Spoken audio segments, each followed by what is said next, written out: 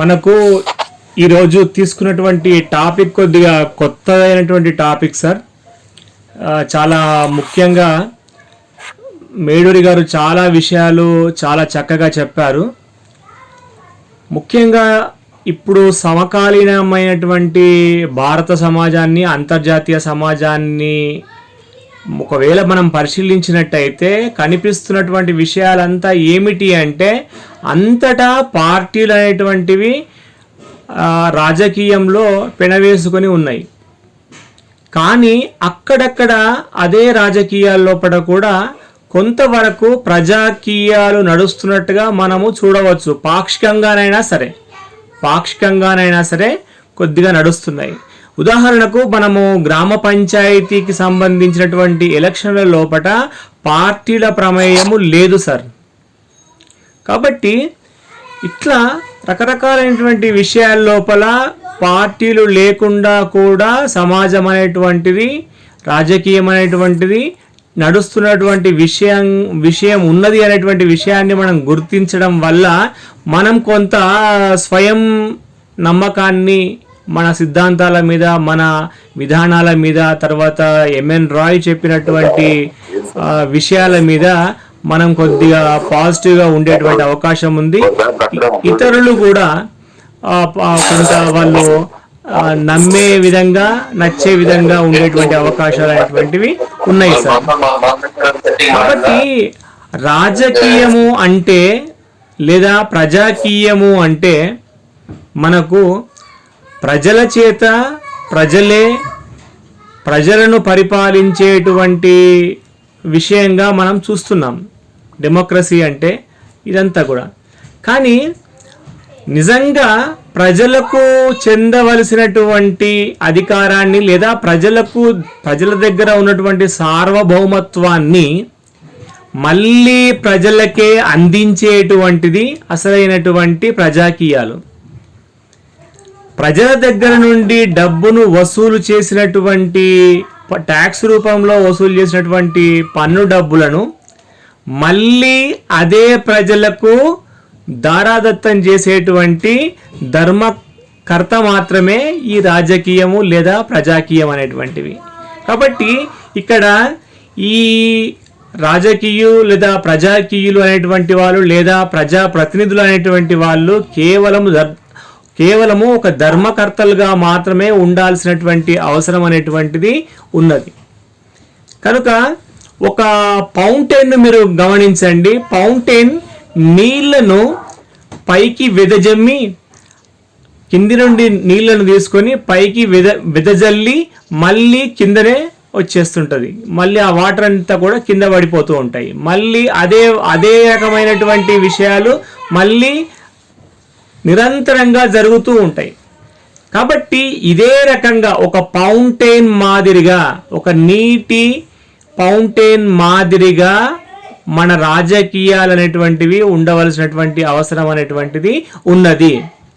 కనుక ఇప్పుడు ఎట్లా ఉంది అంటే, రాజకీయ అధికారాన్ని ఓటు ద్వారా ఒకసారి దారాదత్తం చేసినట్టయితే అది మళ్ళీ మనకు అందేటువంటి అవకాశమే లేకుండా పోతున్నది.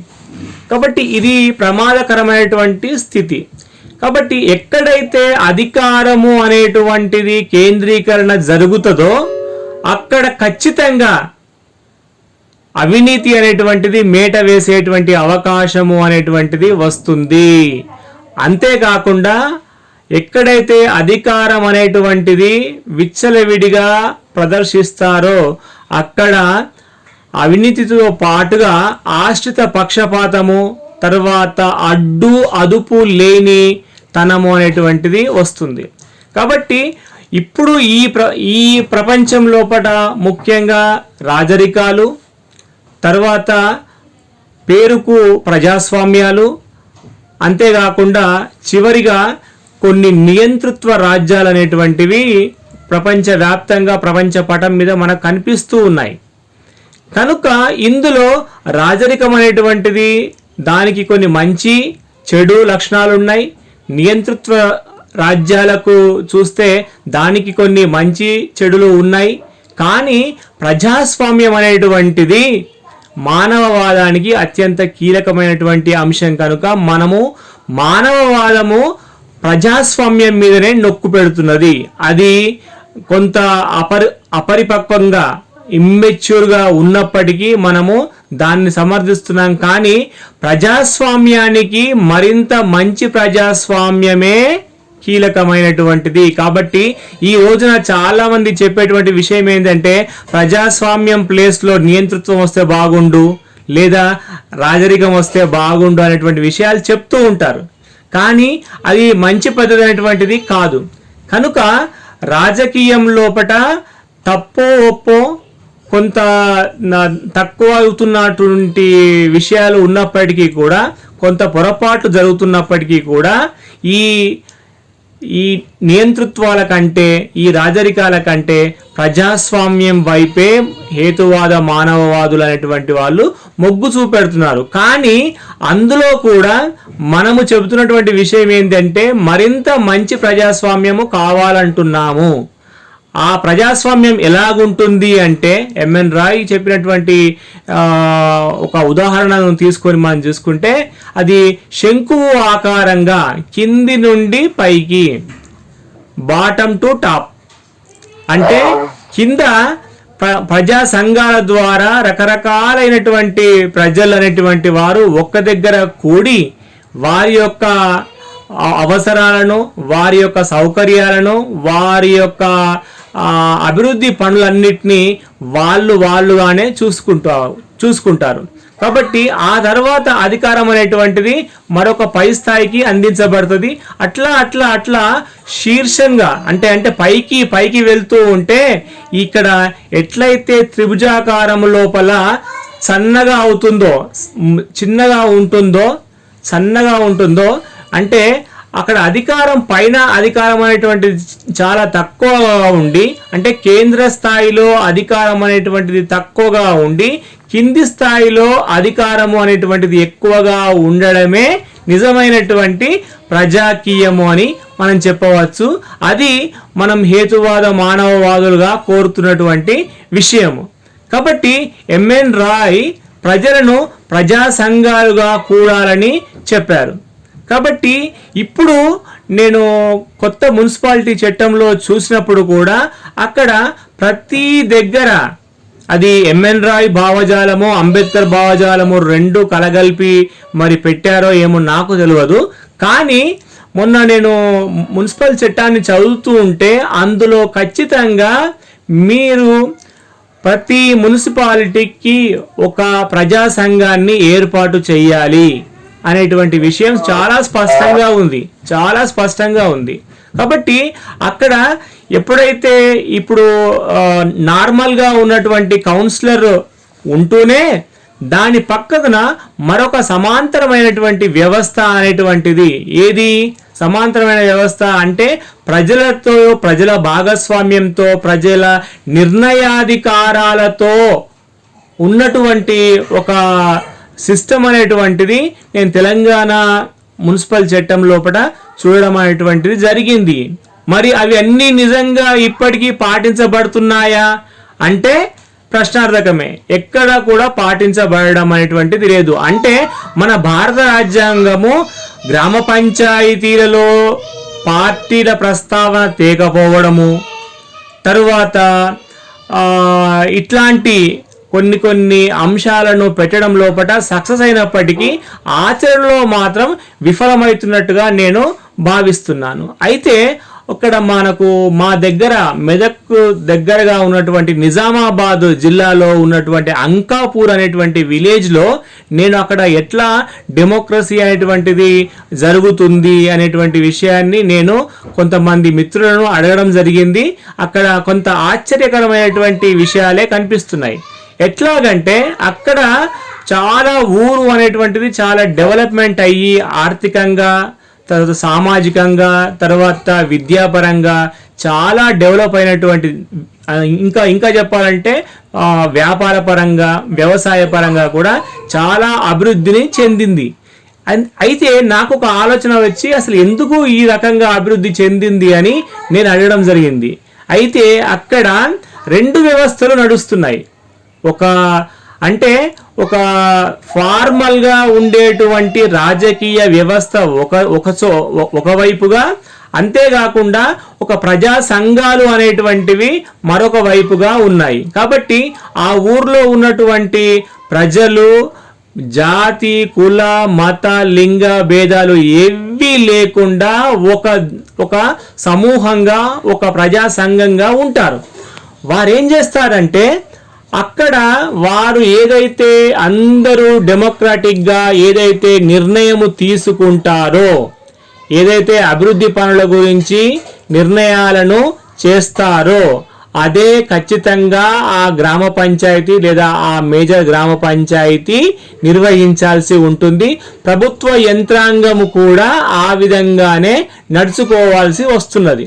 కాబట్టి ఇప్పుడు మనము ఈ సమాజం లోపల, ఈ ప్రపంచం లోపల ఈ రకమైనటువంటి ఎంఎన్ రాయ్ సంబంధించినటువంటివి లేవు అని చెప్పుకోవడానికి కూడా లేదు. అంటే చాలా స్వయం సమృద్ధి సాధించినటువంటి గ్రామాల లోపల ఇది ప్రజలకు తెలుసో తెలియకుండానో, లేదా అక్కడ కొంతమంది సంస్కర్తలు లేదా హేతువాద మానవవాదులు చేసినటువంటి కృషి ఫలితంగా కూడా ఈ రకమైనటువంటి అక్కడక్కడ మెరుపులు అనేటువంటివి కనిపిస్తూ ఉన్నాయి.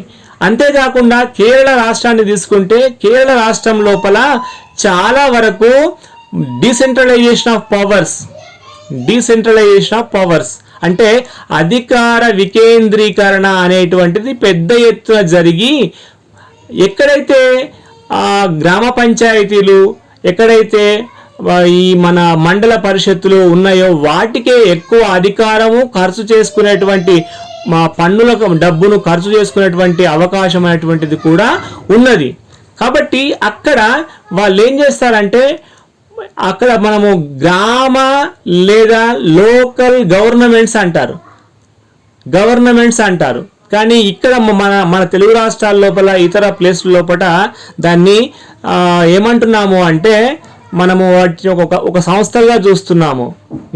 ఒక స్థానిక సంస్థలు అనేటువంటి మాట మాట్లాడుతున్నాం. కానీ నిజానికి చెప్పాలంటే లోకల్గా ఉన్నటువంటివే ఎక్కువ అధికారము ఉండేటువంటిది, ప్రజల భాగస్వామ్యం ఎక్కువగా ఉంటుంది, శక్తి ఎక్కువగా ఉంటుంది, అక్కడ మానవ శ్రమ అనేటువంటిది ఎక్కువగా ఉంటుంది. కనుక మానవ నిర్ణయము డైరెక్ట్గా అమలయ్యేటువంటి అవకాశాలు ఉంటాయి. కనుక మనము గ్రామ పంచాయతీ, మండల పరిషత్తు, జిల్లా పరిషత్తు వాటిని వరకు కూడా ఇక్కడ మనము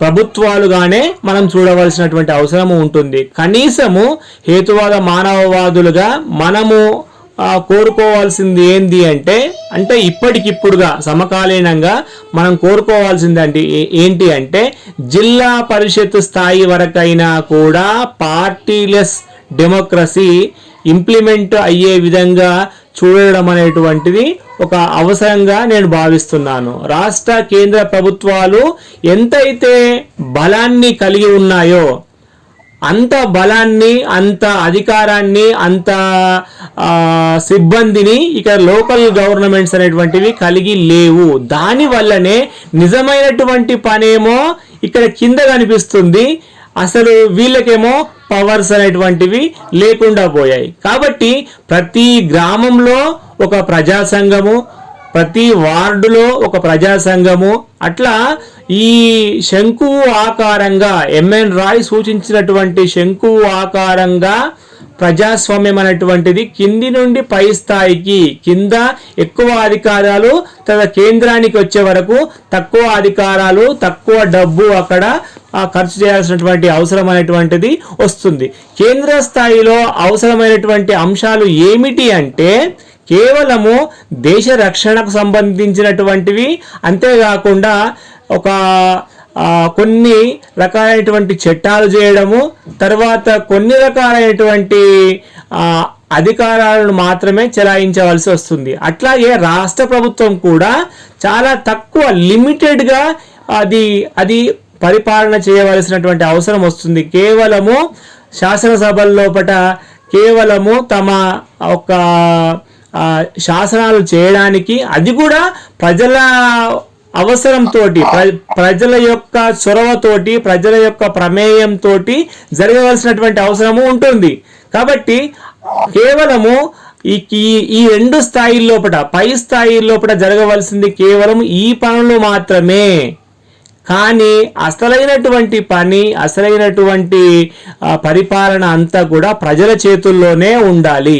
కాబట్టి ప్రజల చేతిలో ప్రజల అధికారం అనేటువంటిది ఉండడమే నిజమైనటువంటి ప్రజాస్వామ్యము, అదే నిజమైనటువంటి ప్రజారాజ్యంగా మనము చెప్పవచ్చు. కనుక ఈ రకంగా భారతదేశం లోపల, తర్వాత కొన్ని దేశాల లోపల, ఫిన్లాండ్, తర్వాత డెన్మార్క్ లాంటి దేశాల లోపల కూడా ప్రజాస్వామ్యం అనేటువంటిది చాలా ప్రజల అధికారం చేతనే, ప్రజలతోనే, అసలు ప్రతినిధి స్వామ్యము లేకుండా, అధికార స్వామ్యం అనేటువంటిది లేకుండా, తర్వాత పార్టీ స్వామ్యం అనేటువంటిది లేకుండా, పార్టీ అధినాయక స్వామ్యం అనేటువంటిది లేకుండా, కేవలం ప్రజల ద్వారానే జరుగుతున్నటువంటి ఆనవాళ్లను నేను అనేకము అధ్యయనం అనేటువంటిది చేయడం అనేటువంటిది జరిగింది. కాబట్టి ఇది అంతా కూడా, ఈ అధికార ప్రక్రియ అనేటువంటిది ఎందుకు, ఈ రాజకీయ వ్యవస్థ ఎందుకు, ఈ ప్రజాకీయ వ్యవస్థ ఎందుకు అంటే అల్టిమేట్గా, అంతిమంగా ప్రజల యొక్క శ్రేయస్సు, ప్రజల యొక్క సుఖము, ప్రజల యొక్క ఆనందము తప్పితే మరొకటి ఏమీ లేదు. కాబట్టి ఈ రకంగా కింది స్థాయిలో ఎక్కువ అధికారాలు, ఎక్కువ డబ్బు ఉన్నప్పుడు అక్కడే వాళ్ళు పరిపాలనకు సంబంధించినటువంటి విషయాలను చూసుకునేటువంటి అవకాశాలు ఉంటుంది. అక్కడే వాళ్ళకు కావలసినటువంటి ప్లాన్స్, మనము ఉదాహరణకు పీపుల్స్ ప్లాన్ అని ఎంఎన్ రాయ్ ప్రపోజ్ చేశాడు. కాబట్టి అట్లాంటి పీపుల్స్ ప్లాన్ ఎవరికి ఎక్కడ ఏ అవసరాలు ఉన్నాయో వాటి మీద ఎక్కువగా దృష్టి పెట్టి, వాటికి తొలి ప్రాధాన్యం ఇచ్చి మిగతా పనులను ఆ తర్వాత నెమ్మదిగా చేసుకునేటువంటి అవకాశాలు అనేటువంటివి ఉంటాయి.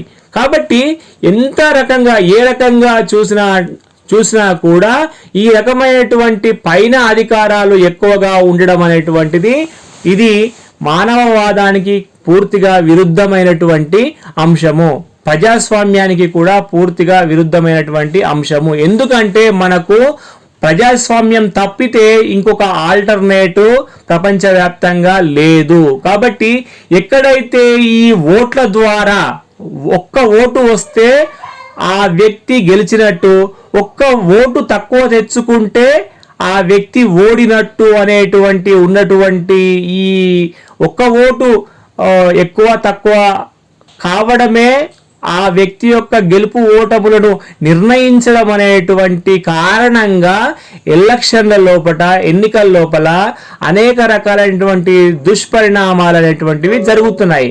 ఉదాహరణకు చెప్పాలంటే ఒక్క ఓటు కోసం వారు అనేకమైనటువంటి ప్రలోభాలు ఓటర్లకు అనేటువంటిది కల్పించడం అనేటువంటిది జరుగుతుంది. ఇది మన ప్రజాస్వామ్య వ్యవస్థ లోపల ఉన్నటువంటి ఒక చాలా దారుణమైనటువంటి విషయం. కాబట్టి ఒక్క ఓటు కోసం వాళ్ళు డబ్బులు ఇస్తున్నారు, తర్వాత మద్యం పోయిస్తున్నారు. ఆ ఒక్క ఓటు ఎక్కువ రావడం కోసము అనేక రకాలైనటువంటి చెడు మార్గాలను కూడా ఈ రాజకీయులు లేదా రాజకీయ నాయకులమని చెప్పుకుంటున్నటువంటి వాళ్ళు, లేదా ప్రజాప్రతినిధులుగా చలామణి అవుతున్నటువంటి వాళ్ళు, పార్టీ సభ్యులు, పార్టీ అధినాయకులు, ఇవన్నిటినీ ప్రోత్సహించాల్సినటువంటి అవసరం అనేటువంటిది వస్తుంది. మనము ఇప్పుడు ఉన్నటువంటి రాజకీయాల లోపల అందరూ చెడ్డగా ఉన్నారని చెప్పలేము. అధికార వ్యవస్థ లోపల, బ్యూరోక్రసీ లోపల కూడా అందరూ చెడ్డగా ఉన్నారనేటువంటి విషయాన్ని మనం చెప్పలేము. కానీ చాలా మంది మంచి వ్యక్తులు కూడా ఉన్నారు, పని చేస్తూ ఉన్నారు. కానీ వారి యొక్క ప్రభావం అనేటువంటిది చాలా తక్కువగా పడుతున్నది. ఎందుకంటే వారు చాలా తక్కువ మందిగా ఉండడమే. అక్కడక్కడ మనకు అనేకమైనటువంటి మంచి రాజకీయ నాయకులు, తర్వాత మంచి అధికారులు, తర్వాత మంచి న్యాయ వ్యవస్థ లోపల లాయర్లు, జడ్జిలు అనేటువంటి వాళ్ళు మనకు కనిపిస్తూ ఉన్నారు. కాబట్టి ఈ విషయాలను ఆధారంగా చేసుకొని మనము ఈ వ్యవస్థ లోపలనే ఖచ్చితంగా వీలైనంత తక్కువగా ప్రజల మీద అధికారాన్ని చెలాయించేటువంటి దాన్ని ఒకవైపు చేస్తూ మరొక వైపు ప్రజల యొక్క క్రియాశీలకమైనటువంటి బాధ్యతలను గుర్తు చేస్తూ మనము ముందుకెళ్లాల్సినటువంటి అవసరం అనేటువంటిది ఉంది.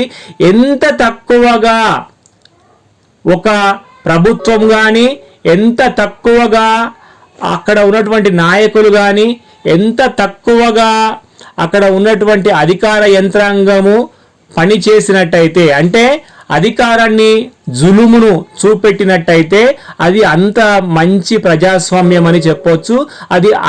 అది అంత మంచి పరిపాలన అని కూడా మనం చెప్పవచ్చు. కాబట్టి ఈ రకంగా తక్కువ ఇన్వాల్వ్మెంట్తో ఎక్కువ అభివృద్ధిని సాధించేటువంటి అవకాశం అనేటువంటిది ఈ వ్యవస్థ లోపల కూడా మనము ప్రవేశపెట్టడానికి అవకాశాలు అనేటువంటివి ఉన్నవి. వాటిని మనమందరం కూడా వీలైనంత వరకు అక్కడ చూడవలసినటువంటి అవసరం ఉంది, వీలైనంత వరకు చేయవలసినటువంటి అవసరం కూడా ఉంది. అనేకమైనటువంటి మంచి చట్టాలు అవన్నీ కూడా వచ్చినాయి, కానీ వాటిని ప్రజలు వినియోగించుకునేటువంటి పరిస్థితుల్లో లేరు. కానీ చట్టాల వల్లనే మొత్తం మార్పులు వస్తాయనేటువంటి భ్రమలు కూడా హేతువాద మానవవాదులుగా మనకు లేవు. కేవలం చట్టాలు రక్షణకు మాత్రమే ఉపయోగపడతాయి. కాబట్టి ఈ చట్టాలు తయారు చేయడం లోపల, ఈ చట్టాలను ఫ్రేమ్ చేసేటటువంటి విషయాల లోపల కూడా ప్రజల యొక్క భాగస్వామ్యం అనేటువంటిది ఉండాల్సినటువంటి అవసరం ఉంది.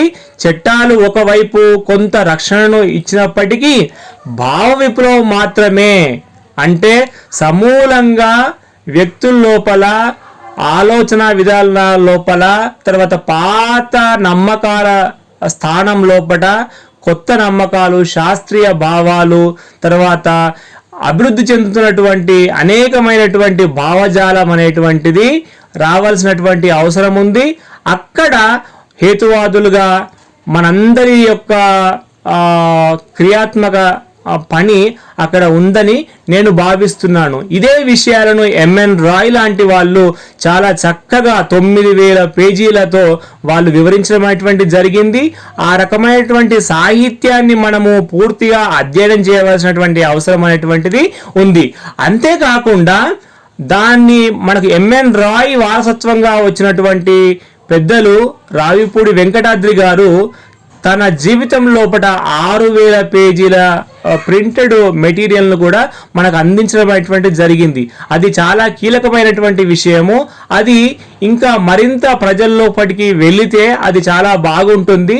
అలాగే ఎంఎన్ రాయ్ తయారు చేసినటువంటి 22 సూత్రాలను వెంకటాద్రి గారు అందులో 5 నుంచి 6 సూత్రాలను మాత్రము తెలుగులోకి వాటిని చేసి వాటికి కొద్దిగా ఒక భాష్యం అనేటువంటిది రాయడం జరిగింది.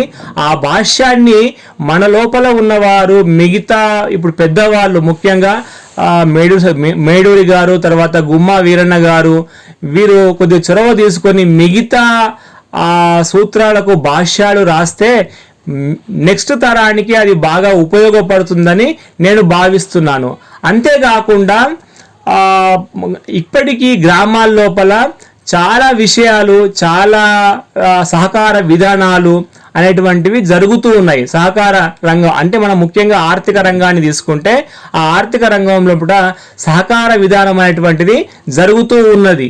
కాబట్టి అది శ్వేత విప్లవం లోపల బాగా వచ్చింది, హరిత విప్లవం లోపల బాగా వచ్చింది.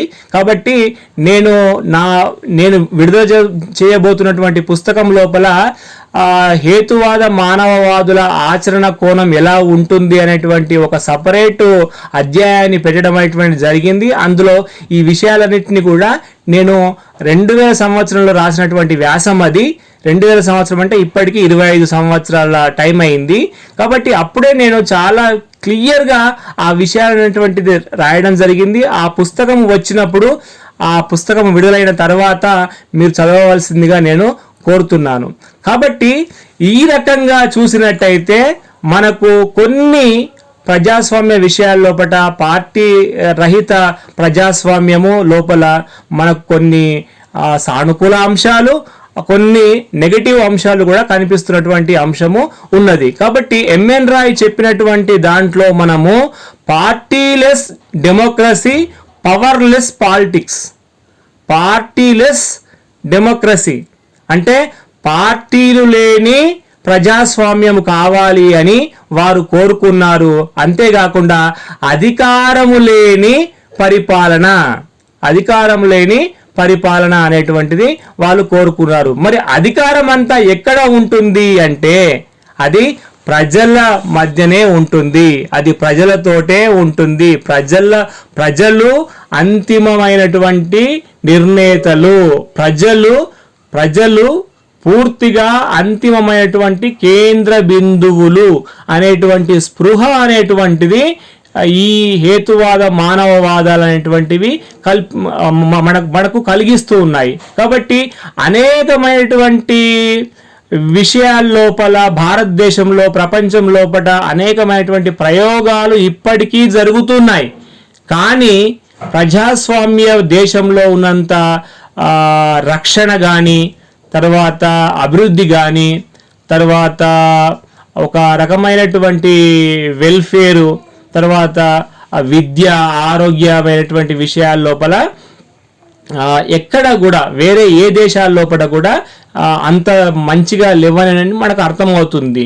నిజానికి కమ్యూనిస్టు రాజ్యమైనటువంటి చైనా, రష్యా లోపల కూడా జరుగుతున్నటువంటి విషయాన్ని మనం గమనిస్తే వాళ్ళు అనేక విషయాలను వాళ్ళు ప్రజలకు అందిస్తున్నప్పటికీ, ప్రజలను ఆ రకంగా చూసుకుంటున్నప్పటికీ, అభివృద్ధి సాధిస్తున్నప్పటికీ అక్కడ అత్యంత కీలకమైనటువంటి విలువ అనేటువంటిది ఒకటి లేదు.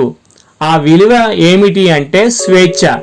స్వేచ్ఛ లేకుండా ఏ రకమైనటువంటి మీరు భవనాలు, తర్వాత అభివృద్ధి, తర్వాత ఇంకేదైనా చేసినప్పటికీ కూడా మీకు ఎట్టి పరిస్థితుల లోపల ఆ రకమైనటువంటి స్వేచ్ఛ లేకున్న తర్వాత ఇంకా ఏది కూడా అనవసరమైనటువంటిది. కాబట్టి మానవునికి నిజమైనటువంటి శ్వాస అనేటువంటిది ఏదైనా ఉంది అంటే అది స్వేచ్ఛయే. మనము ఒక నొక్కును, పర్ఫెక్ట్గా ఒక నొక్కును మనం ఎక్కడ పెడుతున్నామంటే స్వేచ్ఛ పైన పెడుతున్నాము. ఒక దేశము, ఒక రాష్ట్రము, ఒక ఊరు, ఒక రాజకీయము, ఒక విధానము, ఒక సిద్ధాంతం ఏదైనా తీసుకోండి, మీరు ఏది తీసుకున్నప్పటికీ అందులో మనము వ్యక్తి యొక్క స్వేచ్ఛ ఎంత ఉంది అనే ప్రమాణంగానే దాన్ని మనము లెక్కగట్టవలసినటువంటి అవసరమైనటువంటిది ఉన్నది. కాబట్టి చాలా మంది చైనాను, తర్వాత రష్యాను చూపెట్టి చాలా అభివృద్ధి చెందుతున్నాయి కదా అనేటువంటి క్వశ్చన్స్ కూడా అనేక గ్రూపుల లోపల, అనేక వాట్సాప్ గ్రూపుల లోపల, చర్చల లోపల తెస్తున్నటువంటి కారణంగా నేను ఆ విషయాన్ని ఇక్కడ ఖండిస్తూ ఉన్నాను చాలా గట్టిగా. ఎందుకంటే స్వేచ్ఛ అన్నది చాలా కీలకమైనటువంటిది. నియంతృత్వం అనేటువంటిది ఏ రూపంగా ఉన్నా అది మంచిది కాదు. అది నియంతృత్వం అనేటువంటిది ఏ రూపంగా ఉన్నా అది అమానుషము, అది మనిషికి శత్రువు అనేటువంటి విషయాన్ని మనము గుర్తుంచుకోవాలి. కాబట్టి ఈ రకంగా రాజకీయ, ఆర్థిక, సాంస్కృతిక, సాంఘిక రంగాల లోపల అన్నింటినీ మనము ఒక్క దగ్గర చేర్చి కూడి చూసినప్పుడు మన లోపల వచ్చేటువంటి విషయము ఏమిటి అంటే హేతువాద మానవవాద సమాజాలు మాత్రమే రాబోయే శతాబ్దంలో కావచ్చు, ఈ శతాబ్దం లోపల కావచ్చు, మరి ఇంకా మేడూరి గారు అన్నట్టు 1000 సంవత్సరాలైనా సరే ఇది ఒక్కటే, రావిపూడి గారు అన్నట్టు ఇదే ఒక రహదారి, ఇదే ఒక బాట. కాబట్టి ఈ బాటను తప్పించి మళ్ళీ అడ్డుతోవలు, పిల్లతోవలు అనేటువంటి ప్రయత్నాలు చేయడం అనేటువంటివి అనవసరము. ఆ ప్రయత్నాలు కూడా ఇండియా లోపల బెడిసి కొట్టినటువంటివి మనం చూస్తూ ఉన్నాం. ముఖ్యంగా ఎమర్జెన్సీ పీరియడ్ లోపల, తర్వాత డాక్టర్ జయప్రకాష్ నారాయణ్ మొదలుపెట్టినటువంటి లోక్ సత్తా ఉద్యమాలు కూడా ఆ రకమైనటువంటి విషయాల వల్లనే చాలా వరకు ఫెయిల్ అయినాయి. అంతేకాకుండా ఇటీవల జేడి లక్ష్మీనారాయణ పెట్టినటువంటి పార్టీలు కూడా అవన్నీ కూడా ప్రజాస్వామ్యానికి మరొక పార్టీని చేరుస్తున్నాయే తప్పితే ఒక ప్రత్యామ్నాయంగా ప్రజలకు అధికారం వచ్చే విధంగా ప్రయత్నం చేయడం లోపల దారుణమైనటువంటి విఫలం చెందాయని నాకున్నటువంటి ఈ అనుభవంతో, వెంకటాద్రి గారు ఇచ్చినటువంటి అనుభవంతో, వారి రచనల యొక్క ప్రభావంతో నేను ఈ మాటలు అనేటువంటివి మాట్లాడుతున్నాను. తర్వాత నా అనుభవాలు వాటిని నేను క్రాస్ చెక్ చేసుకోవడం కూడా జరిగింది. ఈ దాదాపుగా నా వయసు 45 సంవత్సరాల లోపల దాదాపుగా 40 సంవత్సరాల నుండి ఈ రాజకీయాలను పేపర్లలో, ఈనాడు పేపర్లో చూసేవాడిని. ఈనాడు పేపర్లో చూసినప్పుడు అనేక విషయాలు అదే విషయాన్ని గమనిస్తూ ఉన్నాను. కాబట్టి ఎట్టి పరిస్థితుల లోపల రాజకీయాలు అనేటువంటివి ప్రజాకీయాలు కావాల్సినటువంటి అవసరం అనేటువంటిది ఉన్నది. ఆ ప్రజాకీయాలు కూడా ఎంఎన్ రాయ్ ప్రతిపాదించినట్టుగా మనకు శంకువు ఆకారం లోపల కింద ఎక్కువ అధికారాలు, పైకి వెళ్తున్న కొద్దీ తక్కువ అధికారాలు, తక్కువ ఆజమాయిషీ, తక్కువ డబ్బు ఖర్చు ఉండేటట్టుగా చూసినట్టయితే ఈ ప్రజాస్వామ్య వ్యవస్థ అనేటువంటిది మానవ స్వామ్యం అనేటువంటిది అవుతుంది అనేటువంటి విషయాన్ని, అంటే హ్యూమనోక్రసీ అంటే మానవ స్వామ్యం అనేటువంటిది సాధ్యమవుతుంది. కాబట్టి అన్ని ముఖ్య విషయాలకు, అన్ని అంశాలకు, అన్ని చక్రాలకు, అన్ని ప్రగతిశీలమైనటువంటి ఉన్న వ్యవస్థలకు రాజకీయమే అత్యంత కీలకమైనటువంటి వ్యవస్థ అని నేను భావిస్తున్నాను. నాకు ఈ అవకాశం ఇచ్చినటువంటి రవీంద్రబాబు గారికి కృతజ్ఞతలు తెలియజేస్తూ నాకు ఈ చిన్న ఉపన్యాసాన్ని నేను ముగిస్తున్నాను. చాలా కృతజ్ఞతలు సార్. ఓకే శ్రీనివాచార్య గారు, ఈరోజు మన టాపిక్ కి సమకాలీన విషయాలతో మిక్స్ చేస్తూ ప్రాక్టికల్ గా విషయాలు, కేరళ విషయాలు కానివ్వండి, ఇతర దేశాల విషయాలు కానీ, మన టాపిక్ కి సమకాలీన విషయాలు మిక్స్ చేస్తూ శ్రీనివాసాచార్య గారు ఇచ్చిన ఉపన్యాసం చాలా చక్కగా, రీజనబుల్ గా, ప్రాక్టికల్ గా ఉంది. చాలా సంతోషం సార్. ఒక్క విషయం అండి, తర్వాత మిగతా మిత్రులు వారి భావాలు కానీ షేర్ చేసుకోమని కోరుతూ, సార్ శ్రీనివాచార్య గారు 14వ తారీఖు హైదరాబాద్ విషయాలు బ్రీఫ్ గా 2 వాక్యాల్లో మీరు దాని ప్లేసు, ఆ వివరాలు చెప్పేసేస్తే మన మిగతా మిత్రులు మాట్లాడవలసిందిగా కోరుతున్నానండి. తప్పకుండా సార్. ఈ వచ్చే డిసెంబర్ 14వ తేదీ ఆదివారం నాడు మనము హైదరాబాద్ హేతువాద సంఘ 20వ వార్షికోత్సవము ఉత్సవాలను జరుపుకుంటున్నాము. అంతేకాకుండా డాక్టర్ గుమ్మా వీరన్న గారు రాసినటువంటి భారతీయ తత్వదర్శనం మీద రాసినటువంటివి, తర్వాత నేను యూట్యూబ్లో వాటన్నిటినీ కూడా వీడియోలుగా చేసినటువంటి అంశాలను ఒక దగ్గరగా తీసుకురావాలని ఒక ప్రయత్నం అనేటువంటి జరిగింది. చిన్న చిన్న పుస్తకాలుగా అవి తెలుగులో వచ్చాయి, అవి విడుదల కూడా అయ్యాయి. అయితే ఢిల్లీ పబ్లికేషన్స్ వారు ఆ పుస్తకాన్ని ఇంగ్లీష్ లోపలికి తెస్తామని చెప్పడంతో డాక్టర్ గుమ్మా వీరన్న గారు తన పుస్తకాన్ని ఇంగ్లీష్లో కూడా అనువాదం అనేటువంటిది చేయించడం అనేటువంటిది జరిగింది. ఈ పుస్తకమును మేము మన సుప్రీంకోర్టు మాజీ జడ్జి గారైనటువంటి సుదర్శన్ రెడ్డి గారిని దగ్గరికి వెళ్ళి మేము కలవడం అనేటువంటిది జరిగింది. వారు నేను మొట్టమొదటిసారి చీరాలలో వచ్చినటువంటి మీటింగ్కు 2001లో వారు అక్కడికి వచ్చి ఉపన్యాసం కూడా ఇవ్వడం జరిగింది. ఆ యొక్క విషయంతో గుమ్మా వీరన్న గారు, నేను, తర్వాత బుద్ధ విశాల్ గారు వెళ్ళి వారిని అడిగితే వారు తప్పకుండా వస్తానని, తర్వాత 1 గంట సేపు మాకు టైం ఇచ్చి ఈ సమకాలీనమైనటువంటి రాజకీయము, లౌకికవాదము ఎలా మారుతుందో కూడా ఆ విషయాలు అనేటువంటివి మాకు చెప్పడం అనేటువంటిది జరిగింది. చాలా బాధపడడం అనేటువంటిది కూడా జరిగింది. మొత్తానికి వారు మన ప్రోగ్రాంకు వస్తామని చెప్పారు. ఈ ప్రోగ్రాం అనేటువంటిది హైదరాబాద్లో ఉన్నటువంటి దోమల్గూడ అంటే మనకు ఇందిరా పార్క్ దగ్గరగా ఉండేటువంటి దగ్గర మనకు హైదరాబాద్ స్టడీ సర్కిల్లో ఒక పెద్ద హాల్ ఉంది. ఆ హాల్ లోపల ఏర్పాటు చేయడం అనేటువంటిది జరిగింది.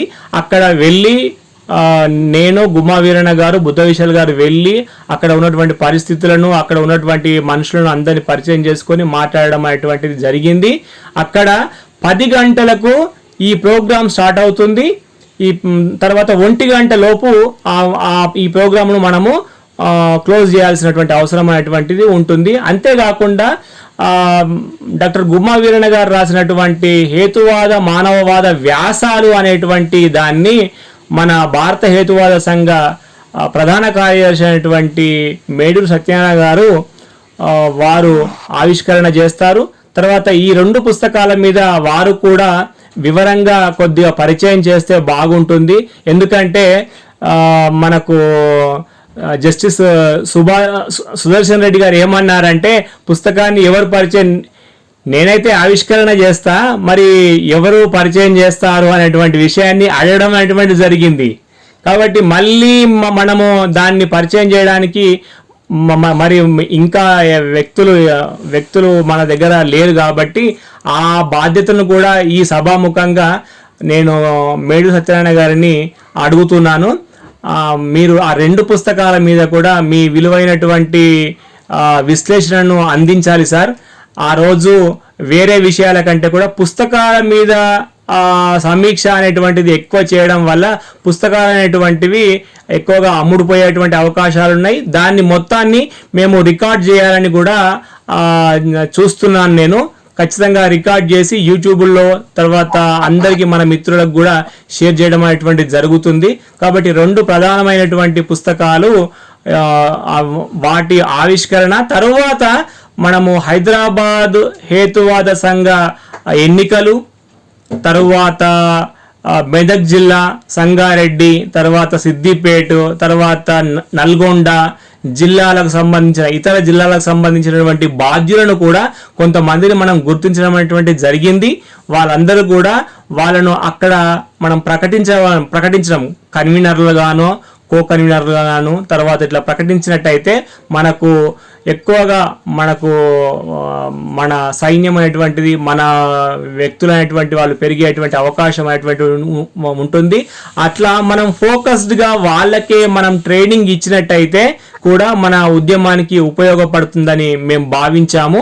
కాబట్టి మీరు ఈ విషయాలన్నింటినీ దృష్టిలో ఉంచుకొని మేడూరి గారు అయితే ఒకరోజు ముందే బయలుదేరి హైదరాబాద్కు రావడం అనేటువంటి జరుగుతుంది. కాబట్టి మిగతా మిత్రులంతా కూడా వారి వారి స్థానాలను బట్టి, వారి వారి స్థలాలను బట్టి ప్రయాణం ఏర్పాట్లు చేసుకొని వాళ్ళు వచ్చేటప్పుడు వాళ్ళ ఫ్రెండ్స్ను కూడా తీసుకువచ్చినట్టయితే చాలా లాభం అనేటువంటిది ఉంటుంది మనకు. కాబట్టి ఇది తెలంగాణలో రేపు అంటే డిసెంబర్ 14వ తేదీన జరగబోయేటువంటి కార్యక్రమం యొక్క వివరాలు సార్. ఓకే శ్రీనివాచార్య గారు, అది చెప్పినందుకు సంతోషం. వివరంగా డాక్టర్ రత్నబాబు గారు సిద్ధార్థ మెడికల్ కాలేజీలో ఈఎన్టీ సర్జన్ అండి. మన కార్యక్రమాలకి ఎక్కువ అంటే వారికి ఉన్న టైం ప్రాబ్లం తోటి జాయిన్ అవుతున్నారు, మాట్లాడటం కుదరట్లేదు ఈ మధ్యకాలంలో. ఇప్పుడే లెఫ్ట్ అయ్యారు, కానీ మళ్ళీ జాయిన్ అయ్యారు. సార్ రత్నబాబు గారు మాట్లాడతారా? సార్ రత్నబాబు గారు. సార్ అందరికీ నమస్కారం సార్. ఈరోజు కార్యక్రమంలో రాజకీయాలు, ప్రస్తుత పరిస్థితి గురించి లేకపోతే సార్ ఓకే మాట్లాడు సార్ రత్నబాబు గారు. డెమోక్రసీలో జరగాల్సిన మార్పుల గురించి మేడూరు సత్యనారాయణ గారు చాలా బాగా వివరించారు. అలాగే చారి గారు కూడా ఆయన ప్రస్థానం ప్లస్ మనం ఎంఎన్ రాయ్ గారి యొక్క రచనల గురించి, ఆయన భవిష్యత్తులో మనం ఏం చేయాల్సిందనేది కూడా ఆయన కూడా చక్కగా వివరించారు. మన హేతువాద మానవవాద ఉద్యమాన్ని మనం ముందుకు ఎలా తీసుకెళ్లాలనేది in the manner of democracy, అది వక్తలిద్దరు కూడా చక్కగా వివరించినందుకు కృతజ్ఞతలండి. అంటే మై ఒపీనియన్, భారతదేశానికి స్వతంత్రం గత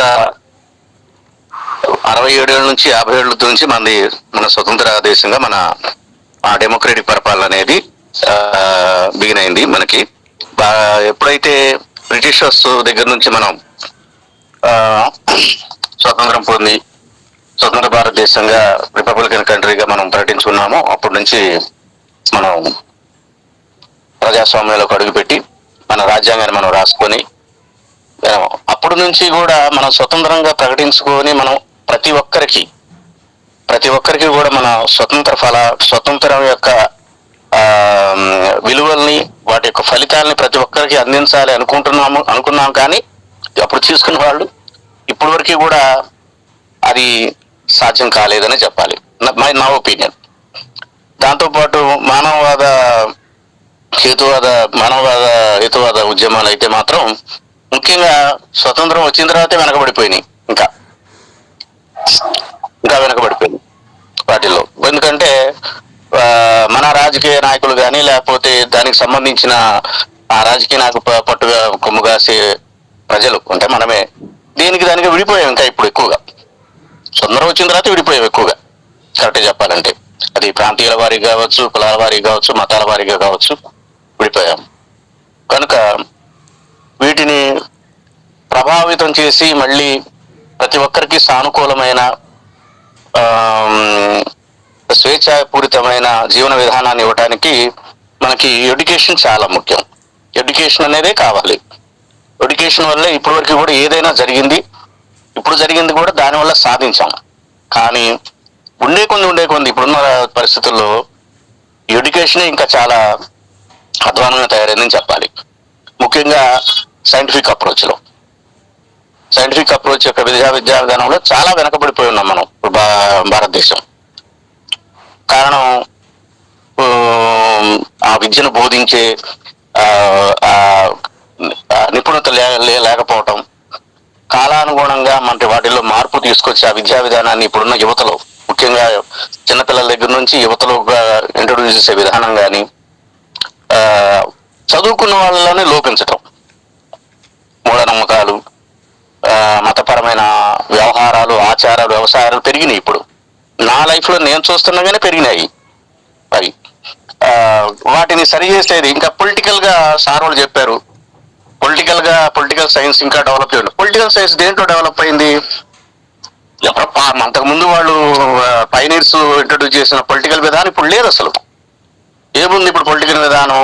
ఏ కులానికి ఏ కులం బాగు చేసుకోవాలి, ఏ కులానికి ఎన్ని సీట్లు ఇవ్వాలి, ఏ కులానికి ఎంతమంది ఓట్లు వేయాలి, లేకపోతే మతాల పరంగా ఈ మతం వాళ్ళు అయితే ఈ మతానికే కొమ్ము కాయాలి, ఆ మతానికి ఇంట్రొడ్యూస్ చేసేది దానికి సంబంధించిన దేవుళ్ళు, దేవరులు, ఇంకా మిగతా వాళ్ళందరూ కూడా. ఇంకా ప్రాంతీయాలు మన కళ్ళ ముందే చూసాం, ప్రాంతీయ తత్వం. ఇట్లా విడిపోతా ఉంటే ఇంకేదో రాబోయే ఉద్యమాల్లో కూడా ఇంకా ఏదో ప్రాంతీయ తత్వ ఉద్యమాలు ఉన్నాయంట. మరి యాజ్ ఫర్ మై ఒపీనియన్, నేను చూస్తుంది ఇట్లా దీంట్లో ఉంటే ఇంకా ఏమి సఖ్యత ఉంటది? ఇంకా ఏమి ప్రజలు ఇంకా ఇదవుతున్నారు? ఏ విధానం అయితే అలా ప్రజల్ని ఏకం చేసి మనం ఒక మానవవాద హేతువాద ఉద్యమం వైపు మనం నడిపించగలం? ఇప్పుడున్న పరిస్థితుల్లో మానవవాద హేతువాద ఉద్యమం అంటే మనల్ని కరెక్ట్గా చెప్పాలి అంటే ఆ ఉద్యమం మనం అందులో ఉన్నాము, మనం సభ్యులు అంటే కరెక్ట్గా చెప్పాలంటే మనం దాన్ని అంటరాని వాళ్ళకి చూస్తున్నారు మిగతా వాళ్ళందరూ కూడా. మనం ఇప్పుడు అంటరాని వాళ్ళు, అందులో అంటరానితనం అనేది ఒకటి ఉందిలేండి, అది వేరే విషయం. కానీ మనం ఇప్పుడు ఈ ఉద్యమంలో రాగానే మనం వాళ్ళకి ఏమవుతున్నాం అంటే అంటరాని వాళ్ళం. మనం ఇప్పుడు అది మనం దూరంగా ఉంచాలి వీళ్ళని వీళ్ళ జోలికి మనం పోకూడదు, వీళ్ళని నిషేధించాలి, లేదా వాళ్ళని ఇచ్చేయాలి, రిస్ట్రిక్ట్ చేయాలి, కనుక వాళ్ళ భావాలని ఇంకా తీసుకురాకూడదు. నాకున్న డాక్టర్ సర్కిల్లోనే ఎప్పుడన్నా ఒక దీన్ని పంచుకుంటే వాళ్ళు రెండో రోజు నుంచి నాతో మాట్లాడలా, రెండో రోజు నుంచి నాతో కొద్దిగా డిస్టెన్స్ చేస్తున్నారు అనమాట, డిస్టెన్స్ పెడుతున్నారు. ఇలా ఉంది. దీనికి నాకైతే సార్ వాళ్ళు సత్యనారాయణ గారు కానీ మీరు కానీ ఇంకా మిగతా వాళ్ళు చెప్పినట్టు దీని ప్రత్యామ్నాయం ఏంటి? ఎలా అయితే వీళ్ళు ఎలాంటి ఎడ్యుకేషన్ ఇస్తే వీళ్ళు మారుతారు ముందు ఫ్యూచర్ లో, ఎలాంటి ఎడ్యుకేషన్ ఇస్తే ఇప్పుడున్న ఆ భావాల దగ్గర ఉన్న వాళ్ళు కానీ లేకపోతే ఇంకోళ్ళు కానీ ఎలా వీళ్ళు అసలు నిజాన్ని తెలుసుకుంటారు. మనం ఎటు పోతున్నాం, ప్రపంచ దేశాలను ఎటు వెళ్తున్నాయి, విద్యా విధానాలు ఎలాంటి మార్పులు వచ్చి వాళ్ళు ఎలా ముందుకెళ్తున్నారు, వాళ్ళు ఎలాంటి సైంటిఫిక్ గా ఎంతో అప్రోచ్ వాళ్ళు ముందుంటున్నారు అనేది ఉన్నారు. మనం బేసికల్ గా చూసుకుంటే మళ్ళీ భారతదేశం పాత రోజుల్లో చూసుకుంటే బుద్ధిజం కంటే ముందున్న హేతువాదులు లేకపోతే నిజమైన వాళ్ళు ముందు నుంచి భౌతికవాదులుగా ఉన్నవాళ్ళు ఉన్నారు. మరి ఆ పరంపర కొనసాగకుండా మధ్యలో నుంచే మనకి ఇది బిగిన్ అయింది. ఈ మతాలు, మూఢనమ్మకాలు, దేవుళ్ళు, దేవర్లు, ఇక అందులోనే మతాల్లోనే విదేశీ మతాలు, స్వదేశీ మతాలు, ఇందులోనే బిగిన్ అయిపోయి ఇప్పుడు ఈ స్థాయిలోకి ఉన్నాం మనం. కనుక నాకు కూడా ఒక ₹1,00,00,000 క్వశ్చన్ ఏంటంటే దీన్ని ఎంత ఇప్పుడు మనం చూసాం, ఇప్పుడు మన మీటింగ్ లోకి వచ్చేటప్పటికి టోటల్ గా మొత్తం కలిపి ఒక 10 మంది నుంచి 15 మంది కూడా గ్యాదర్ అవ్వట్లేదు. ఇంకా ముందు మనం ఎంత ప్రయత్నం చేసినా గానీ ఈ మ్యాక్సిమం అంతే అవుతారు. దీంతో మనం దాన్ని సాధించగలమా? ఈ చిన్న అమౌంట్తో సార్ చెప్పారు, కొద్దిగా చేస్తే కొద్ది ఫలితం ఉంటుంది, ఎక్కువ మంది చేస్తే ఎక్కువ ఫలితం ఉంటుందని సత్యనారాయణ గారు చెప్పారు. బట్ ఏది దానికి అప్రోచ్మెంట్ అనేది ఇంకా ముందుకు వెళ్ళటానికి ఎలాంటి మనం ఇది చేయాలనేది మాత్రం నేను ఇంతకాలంలో ఉన్న దాంట్లో నేను ఇందులో చేరిన తర్వాత కూడా వింటానే ఉన్నాను. ఏం చేయాలనేది కూడా నాకు కూడా నిజంగా ఈ రోజుకి కూడా క్వశ్చన్ మార్కే. ఇది సార్, దయచేసి నాకు అవకాశం ఇచ్చినందుకు కూడా అందరికీ కృతజ్ఞతలు సార్. Thank you.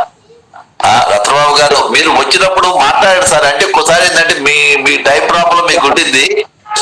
నేను ఇప్పుడు కూడా మీరు లెఫ్ట్ అయ్యారేమో అనుకొని ఫీల్ అయ్యాను. కాదు సార్, కాదు. ఏమిటంటే మీ ఇంత ముందు నేను జాయిన్ అవుతానే ఉన్నాను సార్. జాయిన్ అవుతుందంటే టైం అయిపోతా ఉంది, 1 గంట అయితే మళ్ళీ మనం క్లోజ్ చేస్తున్నాం కదా, ఇక మళ్ళీ నా ఎక్స్టెన్షన్ ఎందుకని చెప్పేసి చేయలేదు. Thank you sir, thank you. Okay sir. Doctor Ratnababu గారు ఇప్పుడున్న సమకాలీన కంటెంపరీ ప్రాబ్లం గురించి ఎంత చక్కగా మనం ఏమి చేయాలి, విద్య పెరుగుతుంది, స్వాతంత్రం వచ్చి 2 సంవత్సరాలు అయింది, మరి ఎట్లా మన అప్రోచ్, మన సంఖ్య గురించి వారి చక్కగా వివరించారు సార్. ఇంకా మరి శంకర్ గారు కానీ నాగేంద్ర గారు ఎవరన్నా మాట్లాడతారా? మనకు కొద్దిపాటి టైం ఉంది, ఇంకా మనకు ఇబ్బంది ఏం లేదు టైం గురించి. ఇంకెవరన్నా ఈ పార్టీ రైతు ప్రత్యక్ష ప్రజాస్వామ్యం గురించి మనం ఇంకేదన్నా విషయాలు షేర్ చేసుకోవడం కానీ. సార్ ఎవరండి? రవీంద్రబాబు గారు వినిపిస్తుందా? శంకర్ గారు మాట్లాడండి, వినపడుతుందండి. ఓకే సార్, మీరు అందరికీ నమస్కారం. నేను కేరళ నుంచి ఎర్రకుళం. కనపడలేదు. ఎర్రనాకుళం నుంచి మన శంకర్ గారండి. మనం ఎప్పుడు కనిపిస్తున్నా? లేదు, వీడియో పెట్టండి. మేము ఇప్పుడు రత్నబాబు గారు అన్నట్టు విద్య మరి కేరళలో పావర్టీ ఆల్మోస్ట్ 0కి వచ్చింది, లిటరసీ దాదాపు 100%కి వెళ్తుంది. 2 గుడ్ క్యారెక్టర్స్ ఉన్న స్టేట్ నుంచి వారు మాట్లాడుతున్నారు. సార్ శంకర్ గారు మాట్లాడండి. అందరికీ నమస్కారం. ఇప్పుడు మన మేడూరు సత్యనారాయణ సార్ గారు చెప్పింది, అలాగే మన శ్రీనివాచారి గారు చెప్పినట్లు, డాక్టర్ గారు చెప్పినట్లు చాలా విషయాలు, మనం ఇలాంటి విషయాలు కూడా అప్పుడప్పుడు మాట్లాడాలని నాకు ఒక అభ్యర్థన. ఎందుకంటే ఎప్పుడు మనం హేతువాదమే కాకుండా హేతువాద పద్ధతుల్లో కూడా రాజకీయం కూడా వస్తుంది కదా, ప్రజాస్వామ్య వ్యవస్థ కూడా వస్తుంది కదా. పౌర అవకాశాలు కానీ ప్రజాస్వామ్య వ్యవస్థలో పౌరులు కానీ ప్రజాప్రతినిధులు కానీ అందరికీ మనం ప్రశ్నించే విధానం అనేది మనం తీసుకోవాలని అనుకుంటున్నాం. ఎందుకంటే మనము దానిలో ఒక భాగమనే నేను అనుకుంటున్నాను. మన మేడూరు సత్యనారాయణ గారు చెప్పినట్లు, శ్రీనివాస్ గారు చెప్పినట్లు ప్రజాస్వామ్యం ఉంది కానీ ప్రజలకి ప్రజాస్వామ్యం అనేది ఏంటంటే తెలియదు. ప్రజాస్వామ్య పరంగా వాళ్ళు స్వేచ్ఛ పొందట్లేదని నేను అనుకుంటున్నాను మన భారతదేశంలో. ఇది ముఖ్యమైన విషయం. ఎందుకంటే ప్రజాస్వామ్యము ఉందని అంటున్నాం కానీ ఆ ప్రజాస్వామ్యం దేనికి పనికి వస్తుంది అనేది కూడా ప్రజలకి తెలియదు, ప్రజా ప్రతినిధులకి తెలియదు, ప్రభుత్వాలు కూడా అవి పాటించట్లేదని అనుకుంటున్నాను. ఎందుకంటే ప్రజాస్వామ్య వ్యవస్థలో మనకి భారత రాజ్యాంగం ఉంది, అన్ని ఉన్నాయి కానీ అవి ఒక వైపు కూని చేస్తూ, లేదు కూని చేయడం అనే కాదు, అదొక ఇదిగా ఉంది అనమాట. సైలెంట్ గా చేసి ఎక్కడో ఒక మూలక పెట్టేసినట్లు ఇదిగా.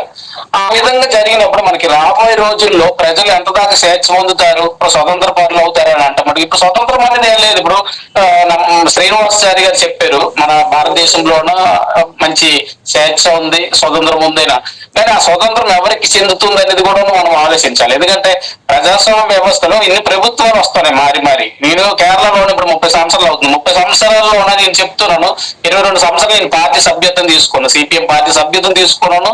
ఆ పార్టీలో నన్ను ఎన్నో రకాలుగా వర్క్ చేశాను, కానీ నాకు ఆ పార్టీలో కూడా లోపాలు నాకు ఇప్పుడు కూడా ఇంట్రెస్ట్ అవ్వట్లేదు. ఎందుకంటే ప్రశ్నించే విధానం నాకు వస్తుంది మనసులోన. ఎందుకంటే మనం ఒక హేతుబద్ధంగా ఆలోచిస్తున్నాము, సైన్స్ పరంగా, మనిషి హక్కుల పరంగా, ఒక పౌర అవకాశాల పరంగా మనం ఆలోచించడం వల్ల మనము అప్డేట్ అవుతూనే ఉంది మన బ్రెయిన్. ఇలాంటి సందర్భంలో మనం స్వేచ్ఛ అనేది మనం పొందట్లేదు భారతదేశంలో. లేదు స్వేచ్ఛ నిజంగా చెప్పాలంటే. ఎందుకంటే ఇప్పుడు మన ఈ మధ్య కాలంలోనే ఇప్పుడు ప్రభుత్వాలు ఏవో వచ్చినా మన తెలుగు రాష్ట్రాలు అభివృద్ధి చెందడం అనేది లేదు. అభివృద్ధి అంటే ఏంటి, భారీగా వేల కోట్ల రూపాయలు, లక్షల కోట్ల రూపాయలు ఏదో ఒకటి, ఒక రోడ్డు, లేకపోతే ఒక విమాన స్థావనం, విమానం విమానాలకు ఒక కేంద్రం, ఇలాంటి వీటివే కానీ పేదవాళ్ళకి ఏం అభివృద్ధి చేయాలి, ఒక రైతు ఎలా బతకాలి, ఆ రైతు ఎలా పంట పండించాలి అనేది కూడా ఉన్న చాలా ప్రశ్నల్లోకి మనం పోతున్నాం. ఎందుకంటే ఇప్పుడు ఈ మధ్యలో ఇప్పుడు విజయవాడలో జరిగిన 42 బిల్డింగ్లు కూలవేయడం అంటే, ఒక హైకోర్టు స్టే ఆర్డర్ ఇచ్చినప్పుడు కూడా ఉన్న అక్కడ ప్రభుత్వం జేసీబీలు తీసుకెళ్లి తిరిగేసి పగలగొట్టడం అంటే ప్రజాస్వామ్యం కూలీ చేయడమే కాదు, ప్రజలకు కూడా కూలీ చేసినట్లే. అదే విధంగా అది నిజం చెప్పాలంటే ఇక్కడ మనం ఇంకొకలాగా అనుకోకూడదు, ఇక్కడ తీవ్రవాదులు పాలిస్తున్నారా లేదా ప్రజా ప్రతినిధులు పాలిస్తున్నారా అనేది మనకి స్పష్టంగా కనిపిస్తుంది. ఎందుకంటే దానికి ఒక టైం లేదా పగలేయాలంటే దాని తగ్గ బోర్డులు ఉన్నాయి. మనకి సుప్రీంకోర్టు ఉంది, హైకోర్టులు ఉన్నాయి, సబ్ కోర్టులు ఉన్నాయి, ఎన్నో రకాలుగా చట్టాలు, నియమాలు అన్నీ ఉన్నాయి. దాని ప్రకారం వాళ్ళు తీసుకోవచ్చు కదా చాయిస్. కానీ ఆ మార్నింగ్ లోనే ఎక్కువ జామునట్టు 5:30, 6 వెళ్ళి జేసీబీలతో తిరగేయడం అంటే ఏంటి, వాళ్ళు మనుషులు, మనము మనుషులు. నా ఇంట్లో చిన్నపిల్లలు ఉండొచ్చు, పెద్ద పిల్లలు అందరూ ఉండొచ్చు, కానీ వాళ్ళకి ఒక్కడిది లేదా. మనం ఏ సిస్టమ్ లో మనం జీవిస్తున్నాం అనేది కొద్దిగా గమనించాలి. చాలా బాధ అనిపించేస్తాను నాకు. మళ్ళీ శ్రీనివాసాచార్య గారు చెప్పారు, కేరళలో ఒక పంచాయతీ ఉందంటే ఒక పంచాయతీ కూడా ఒక గవర్నమెంటే. ఆ విషయంలో కేరళకి నేను అభినందిస్తాను. 30 సంవత్సరాలుగా నేను కేరళలో ఉంటున్నానంటే నాకు చాలా ఇది అనిపిస్తుంది. ఎందుకంటే ఇప్పుడు నాకు ఒక గవర్నమెంట్ ఇల్లు కట్టించి ఇచ్చేస్తారు, మంచి గవర్నమెంట్ అని, లేకపోతే నాకు మంచిది ఆరోగ్యపరమైన దేశం మంచి గవర్నమెంట్ అని కాదు. మనకి సుఖ సౌకర్యాలు ఏంటి, మనకి ఏదైనా ఒక బాధ వచ్చినప్పుడు మనకు ఆదుకున్నట్లు, ఏదైనా ఒక విషయం ఉన్నప్పుడు ఆ సిస్టమ్ కరెక్ట్ గా ఉన్నదా లేదనేది మనకు ముఖ్యం. అక్కడ ప్రధానమంత్రి, ముఖ్యమంత్రి, లేకపోతే ప్రజాప్రతినిధులు, పంచాయతీ ప్రెసిడెంట్ అనేది కాదు. మన హక్కుల పరంగా మనం అక్కడ ఎంత దాకా మనము సెటిల్ అవుతున్నాం, ఎంత దాకా మన ప్రాబ్లం సాల్వ్ అవుతుంది అనేది ప్రజాస్వామ్య వ్యవస్థలో ప్రతి పౌరుడు హక్కు. అది ఆ హక్కు అనేది మన తెలుగు రాష్ట్రాల్లోనే చాలా దారుణంగా ఇదైపోతుంది. ఎందుకంటే హక్కులు ఏమి ఇది అవ్వట్లేదు. ఇంకొక విషయం కూడా ఉన్న కులాల పరంగా శ్రీనివాసాచారి గారు చెప్పినట్లు కరెక్ట్ పాయింట్. మీ కులం అనేది కుల విషయాలు కానీ, మత విషయాలు కానీ, ఇలాగే మన ఈ వారసత్వ రాజకీయాలు కానీ ఉన్నంత వరకు మన తెలుగు రాష్ట్రాలు కాదు, భారతదేశంలో ఏ రాష్ట్రం కూడా బాగుపడుతుందని నేను అనుకోవట్లేదు. ఎందుకంటే అది ప్రజాస్వామ్య వ్యవస్థల ఇదే విరుద్ధమే. అది మనం ఎన్నో చెప్పుకుంటున్నాం, ఇన్ని విషయాలు మనమే చేస్తున్నాం. కానీ ఎందుకు ఇప్పుడు డాక్టర్ గారు కూడా చెప్పారు, నిజంగా చెప్పాలంటే ఇలాంటి మాటలు ఎన్నట్టు కూడా కొంత ఇంట్రెస్ట్ గా ఇక్కడ గూగుల్ మీట్ లో కూడా రావట్లేదు. ఒక అరగంట అయినప్పుడు ఏమైంది, ఒక 4 మాటలు ఇందు వాళ్ళ అభిప్రాయం ఏమైనది ఇందుమని కూడా దాని గురించి ప్రయత్నించట్లేదు. అది ఏంటి కారణం ఏంటనే ఇది లేదు. ఎందుకంటే అంత అప్డేట్ అయిన విషయాలు కూడా మనం చర్చ చేస్తున్నాం, మాట్లాడుతున్నాం. మనలో మనం మాట్లాడినప్పుడు మన బ్రెయిన్ అప్డేట్ అవుతుంది, అది 100% ఓకే. కానీ మనలోకి ఒకరు వచ్చి కొత్తగా ఒక వ్యక్తి లేకపోతే ఒక 2 వ్యక్తులు వచ్చి ఏదో ఒకటి ఎలాంటి ప్రత్యేకించి ఆదివారం అంటే పని పాటకి వెళ్ళరు, హ్యాపీగా ఉంటారు, ఇంట్లోనే ఫ్రీగా ఉంటారు. ఒక అరగంట ఏం చెప్తున్నారు, లేకపోతే మన అభిప్రాయం ఏదైనా ఒక 4 మాట్లాడదాం వాళ్ళతో అనే ఆ భావన అనేది కల్పించడం అనేది, ఆ విషయం అనేది చూపించడం అనేది మనకు చాలా బాధాకరమైన విషయం. ఎందుకంటే మనం ఎవరికి ఇచ్చేయట్లేదు. మనం ఇంత ప్రజాస్వామ్య వ్యవస్థలు ఇంత ఇదిగా దారుణంగా ప్రవర్తిస్తున్న ప్రభుత్వాలు ఉన్నాయి, ప్రజా ప్రతినిధులు ఉన్నారు, ప్రజలు కూడా ఉన్నారు. కులాల పరంగా, మతాల పరంగా.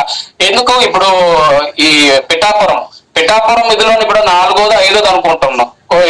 స్కూల్లోనే ఒక 5వ తరగతి, 6వ తరగతి చదివిన పిల్లలు స్కూల్లోనే ఉపాధ్యాయులు కులాల పరంగా, మతాల పరంగా శిక్షలు సృష్టించడం. అంటే వాళ్ళకి రాబోయే రోజుల్లోనే వాళ్ళు ఎలా ఎదుగుతారు, వాళ్ళు ఎలా చేస్తే పొందుతారు. అలాంటి వారే మావోయిస్టులు లక్షలు ఇట్లా అవుతారు అంటే దానికి మనకు తప్పేం లేదు.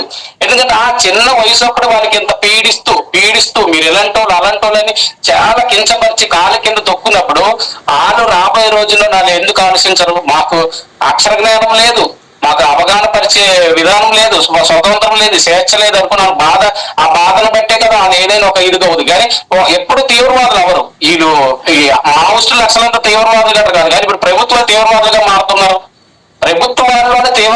ప్రభుత్వాల్లోనే పాలించిన పాలకులే తీవ్రవాదులుగా నియంత్రణతో ముందుకు పోతే మనం ఎట్టిపోతాము, మనం ఎలా జీవిస్తాము? నాకు భయం అనిపిస్తుంది ఒక్కోసారి. తెలుగు రాష్ట్రాల్లోకి రావడానికి భయం అనిపిస్తుంది. ఎందుకంటే ఏదైనా మన మాట ఏదైనా అనేస్తే ఎక్కడైనా మన ముందు పట్టుకుంటారా, ఎవరైనా పీక పట్టుకుంటారా అన్నట్లు నాకు భయం వేస్తుంది. ఎందుకంటే అలాంటి సిచ్యువేషన్లోకి పోతున్నాం. కానీ ఎలాంటి ఏదైతే ఈ 21వ శతాబ్దంలోనే ఎంత టెక్నాలజీ బయట పక్కన ఎన్నో ఒక 3,000 4,000 లేకపోతే 5,000 కిలోమీటర్ల దూరాన్ని ఉన్న చైనా మనకన్నా 500 సంవత్సరాలు 400 సంవత్సరాలు ముందున్నదంటే వాడు ఇదిగా ఉండొచ్చు, సెక్షనల్ ప్రాబ్లం ఉండొచ్చు, కానీ మనంతా ఇబ్బందులు పడట్లేదు. మనకు స్వేచ్ఛ ఉన్నా కూడా అడగనాటికి కూడా మనకి ఇది అవ్వట్లేదు, ప్రశ్నించడానికి కూడా ఇది అవ్వట్లేదు. అంతా నియంత్రణం అనమాట. నువ్వు అడగకూడదు, నీకు అన్నం కాలం అన్నం పెడతా తిరిగి మనకుంది అన్నట్లు అంటుంటారు అనమాట. అలాగన్నప్పుడు దానికి స్వేచ్ఛ కాదు కదా. అందరూ వారి కష్టం జీవించినప్పుడు వారికి స్వేచ్ఛ అనేది ప్రభుత్వాలు అది కేంద్ర ప్రభుత్వమే రాష్ట్ర ప్రభుత్వమైన గొప్ప దారుణంగా మన తెలుగు రాష్ట్రంలో జరుగుతుంది. కేరళలో అనమాట 30 సంవత్సరాల కంచి నేను చాలా స్వేచ్ఛగా స్వేచ్ఛగా అనేది కాదు. 2 సార్లు మీకు ఎలాగ అనిపిస్తుంది? 2 సార్లు నాకు గుండెపోటు వచ్చిందో నేను ఒక ప్రైవేట్ హాస్పిటల్కి వెళ్ళలే, గవర్నమెంట్ హాస్పిటల్కి వెళ్ళి నా ట్రీట్మెంట్ అయింది. ఆ విషయంలో ఆంధ్రలో ఎంత దాకా జరుగుతుందని తెలియదు, కానీ నాకు ఇక్కడ మామూలుగా ఒక జిల్లా హాస్పిటల్ ఏదంటారు కదమ్మా, ధర్మ హాస్పిటల్ ఏదంటారు మన తెలుగులో, ఇక్కడ అలాంటి హాస్పిటల్ ఉంది ఎర్నాకుళం. అక్కడే నాకు చేశారు, 2 స్టంట్లు వేసారు, 2 బ్లోక్లు ఉంటాయి, స్టంట్లు వేసారు. నాకు ఎక్కువ కొద్దిగా డబ్బులు అవుతాయి, అవ్వని కాదు, అంత ఫ్రీ అని అంటే అవ్వదు. మన ప్రైవేట్ హాస్పిటల్ ఒక 4 లక్షలు 5 లక్షలు అయిన దగ్గర ఇక్కడ ఒక 2 లక్షలు సకమైన మనకి ఇది అవుద్ది. అది అంత ఫ్రీగా ఎక్కడ ఇచ్చిదే లేదు, ప్రపంచంలోనే లేదు ఆ విధం. కానీ ఇలాంటి విషయాల్లో నేను ఎంత హ్యాపీ అవుతున్నా తెలుసా? ఇప్పుడు కూడా ₹2 ₹5 సీటు తీసుకుంటే అక్కడ హాస్పిటల్ ఫ్యామిలీ హెల్త్ సెంటర్లు కేరళలో ఉన్నాయంటే మీరు నమ్ములు. ఫ్యామిలీ హెల్త్ సెంటర్లు అంటే కుటుంబ హెల్త్ సెంటర్ లాగా. అక్కడికి వెళ్ళే ముందు తెల్లవారి 9:30 డాక్టర్ అక్కడ ఉంటాడు ఆల్రెడీ. అక్కడ పేషెంట్లు ఉన్నారో లేదంటే కదా 9ంటికి డాక్టర్ ఉండాలి. అది ఏంటి మనకాడ ఏదో ఈ సంచి డాక్టర్ లాగా కాదు, MBBS అయిన వాళ్ళే ఉండాలి, MBBS చదివిన వాళ్ళే ఉండాలి. మనకాడ ఈ సంచి పట్టుకొని తిరుగుతారు కదా ఊరికి, అలాంటి డాక్టర్లే కాదు. 10వ తరగతి చదివిన కూడా అలాంటి డాక్టర్లు అవ్వచ్చు మనకాడ. ఒక డాక్టర్ కింద కేంద్రంగా ఒక 5 సంవత్సరాలు 2 సంవత్సరాలు వెళ్ళి ప్రాక్టీస్ అవుతూ ఇంజక్షన్ చేసిన వాళ్ళు ఉన్నారు. అలాగే ఆ ఊర్లోన మంచి యువకులు నాకన్నా చిన్నవారే 3-4 మరణించారు. ఆ డాక్టర్ మంది ఇచ్చిన మందుతో తగ్గితే నాయన ఆ డాక్టర్ దేవుడు నాటుడు అని అంటారు. చనిపోతే వాడి కర్మాన్ని వాడు పోయాడు ఏడ్ చేస్తాము అనుకుని ఏడుస్తారు. ఇది మనకాడ ఉన్న పెద్ద అంధవిశ్వాసం. ఈ అంధవిశ్వాసానికి కూడా ఉన్న పాలెవలు ఉన్నారు మన సమాజంలో, మన తెలుగు సమాజంలో. ఎందుకు ఇప్పుడు మన తెలుగు రాష్ట్రాలు ఇప్పుడు మొన్నటిదాకా ఇప్పుడు 5-6 సంవత్సరాల దాకా ఉమ్మడి రాష్ట్రం అయ్యి మన తెలుగు భాష మాట్లాడే ఒకే భాష ప్రాంతం అయ్యి కూడా ఉన్న 2 రాష్ట్రాలు అయినప్పుడు కూడా ప్రభుత్వాలు శిక్షలు పెడుతున్నాయి. ప్రజలకి విడదీసే విధంగా ప్రభుత్వాలు శిక్షలు పెడుతున్నాయి. ప్రజాప్రతినిధులు లేనిపోని వివక్ష లేనిపోని ఇది నియంత్రణం వాళ్ళు తీసుకొస్తున్నారు ప్రజాప్రతినిధులు. అలాగే తీసుకొచ్చినప్పుడు ప్రజలు ఏమీ ఆశించట్లేదు. ఈ ప్రజాప్రతినిధులు చెప్పింది నిజమనుకుని ప్రజలు కొట్టుకుంటారు. అలాగే కదా ఇప్పుడు తెలంగాణ ఆంధ్రకి కొన్ని విషయాలు కూడా వస్తున్నాయి. ఇప్పుడు మొన్న పవన్ కళ్యాణ్ ఏదో అన్నారు, ఆ పవన్ కళ్యాణ్ అన్ని విషయం కూడా ఇప్పుడు తెలంగాణలో చాలా ఇదయ్యింది. అలాంటి విషయాలు తేకూడదు. ఒక ప్రజాప్రతినిధి అంటే ప్రజల ఓట్లు పెంచి వాళ్ళకి ఆ మాటలకి ఇంకా సమర్థిస్తూ ఒక కాంప్రమైజ్ అయ్యాలి. కానీ ఏదో అంటారు కదా ముట్టించేసి అగ్గి పెట్టినట్లు అనిపిస్తుంది ఇప్పుడు మనకు ప్రజాప్రతినిధులు చేస్తున్నది ఇది. కానీ చాలా విషయాలు మన తెలుగు రాష్ట్రాలు జరుగుతున్నాయి. మనము అందరూ గమనించాలి. రాబోయే రోజుల్లోన మంచిదిగా ముందుకు సరగాలి. మన హేతువాద సంఘం అభ్యర్థి మెంబర్లు అనేది కొద్దిగా పెంచుకొని ముందుకు పోవాలి. ఎందుకంటే మనం ఇలాగే ఉంటున్నాము. మనలో ఇలాగ కొత్తగా యువకులు కాకపోయినా మన ఏజ్ లో ఉన్న ఒక 5-6 కలిసి వస్తుంటే వాళ్ళు కూడా ఇదవుతారు, అప్డేట్ అవుతారు, కొద్దిగా మార్పు వస్తుందని నేను అనుకుంటున్నాను. ఈ అవకాశం ఇచ్చిన రవీంద్ర బాబు గారికి స్వాగతం పలుకుతున్నాను sir. Okay, thank you sir. Okay, Shankar గారు కేరళ స్టేట్ లోని ఎర్నాకుళంలో ఉంటారండి. ఎప్పుడో 30 years బ్యాక్ విజయనగరం జిల్లా నుంచి వెళ్ళి అక్కడ సెటిల్ అయిన ఫ్యామిలీ. మొన్న మేము కేరళ వెళ్ళినప్పుడు కూడా వారితో కలిసాం. కేరళ స్టేట్ లోను మన తెలుగు 2 రాష్ట్రాల్లో ఉన్న సమస్యలు వారి అభిప్రాయాలని వారితో మనం షేర్ చేసుకోవటం, బాగుంది. సార్ ఇంకెవరన్నా బివి రావు గారు కానీ నాగేంద్రం గారు కానీ మాట్లాడతారా? ఇంకా మనం సార్ ఒక్క నిమిషం డాక్టర్ గారు మాట్లాడండి. ఎక్స్క్యూజ్ మీ సార్ శంకర్ గారు కేరళలో ఉన్నా గానీ ఆంధ్ర తెలంగాణ పట్ల అప్డేట్ గా ఉన్నారు సారు. అంటే వాళ్ళ పేరెంట్స్ విజయనగరం జిల్లాలో ఉంటారండి. ఇట్ షోస్ ఇంట్రెస్ట్ అన్నమాట. ఇంట్రెస్ట్ అరౌండ్ ఆయన వెళ్ళిన స్టేట్ కాబట్టి, ఇక్కడ నుంచి వెళ్ళాడు కాబట్టి ఈ స్టేట్ గురించి ఆయన అప్డేట్ గా ఉండి ఇంట్రెస్టెడ్ గానే ఉండి ఆయన కేరళలో కూడా చేస్తున్నాడు. ఇప్పుడు కేరళలో మెడికల్ బాగుందా సార్? బాగుంది సార్. డాక్టర్ గారు నా రిక్వెస్ట్ కాదు, చిన్న కొద్ది రెండు మాట్లాడతామని. ఇక్కడ కేరళ వచ్చి నాకు అసలుగా నా ఎడ్యుకేషన్ అంతా జీరో ఎడ్యుకేషన్, అంటే నేను అక్షర జ్ఞానం కూడా నాకు లేదు. పుట్టినప్పుడు 5 సంవత్సరాలు అయినప్పుడు 2-3 రోజులు వెళ్ళి ఉంటాను స్కూల్ కి. ఎందుకంటే మీరన్నింటిలో కుల వివక్ష అప్పటికీ ఇప్పుడు దాకా అలాగే ఉంది. అది నచ్చింది మన తెలుగు రాష్ట్రాల్లో. అదొకటి. కానీ ఇప్పుడు కూడా నేను కేరళ నుండి కూడా కేరళ భాషని నేర్చుకోలేదు. మలయాళం లాంగ్వేజ్ అనేది మాట్లాడడం తప్పు, కానీ అక్షరాలు ఏటి లేవు. కానీ నాకు ఇక్కడ ఉన్న వాళ్ళు ఏంటి చేశారంటే, ఇక్కడ ఒక సంఘం ఏర్పడింది, మతం విడిచిపెట్టే సమాజం, అంటే నాన్ రిలీజియన్ సిటిజన్, NRC, అంటే మతం విడిచిపెట్టే సమాజం అని ఒక సంఘం ఇదైంది. ఆ సంఘంలో ఇలాంటి విషయాల్లోన హేతువాదం అవ్వచ్చు, ఎత్తుస్తులు అవ్వచ్చు, ఇలాంటి విషయాల్లోనే బాగా అవుతుంటాను. అయిన సందర్భంగా నేను అన్ని మీటింగ్లు వెళ్ళడం వాలేట్ చేశారు. నాకు ఎర్నాకుళం జిల్లా ప్రెసిడెంట్ గా ఎన్నుకున్నారనమాట. మీరు ఉండండి, ఇలాంటి విషయాలు ఇక్కడ జరుగుతున్నాయి మన తెలుగు రాష్ట్రంలో. అది ఎందుకు నాకు జరగట్లేదు అని నాకు ఒక బాధకరం. Okay sir, thank you. వారు ఎర్నాకుళం NRC ప్రెసిడెంట్ అండి, నాన్ రిలీజియస్ సిటిజన్స్ ప్రెసిడెంట్. అక్కడ యాక్టివిటీస్ ఎక్కువగా జరుగుతున్నాయి అండి. ఓకే సార్, మనం 12:40 అయింది, క్లోజ్ చేసుకుందామా శ్రీనివాచార్య గారు?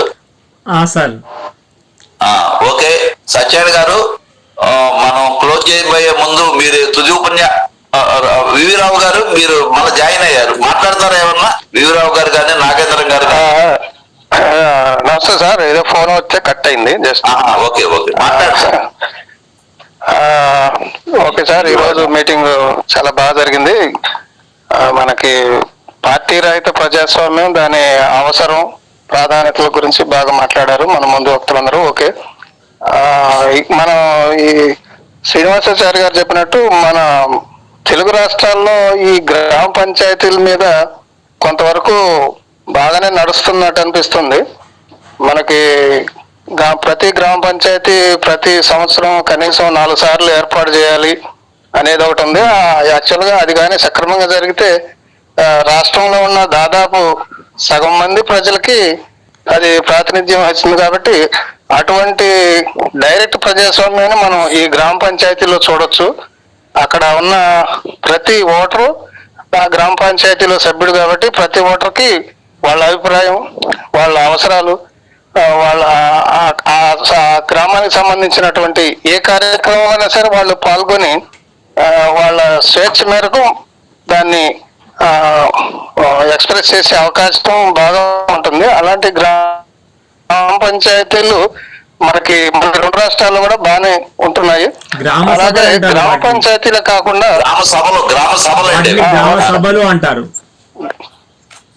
అదే గ్రామ పంచాయతీలో జరిగే సభ గ్రామ సభ. ఓకే, అటువంటి గ్రామ పంచాయతీలోనే కాకుండా ఈ మున్సిపాలిటీస్, కార్పొరేషన్స్ వీటిలో కూడా యాక్చువల్ గా ఈ సభలు అనేవి జరగాల్సి ఉంది వార్డు కౌన్సిల్స్ లో.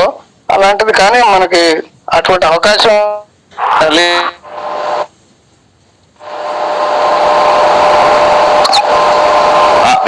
మాట్లాడేందుకు బ్రేక్ అయ్యింది.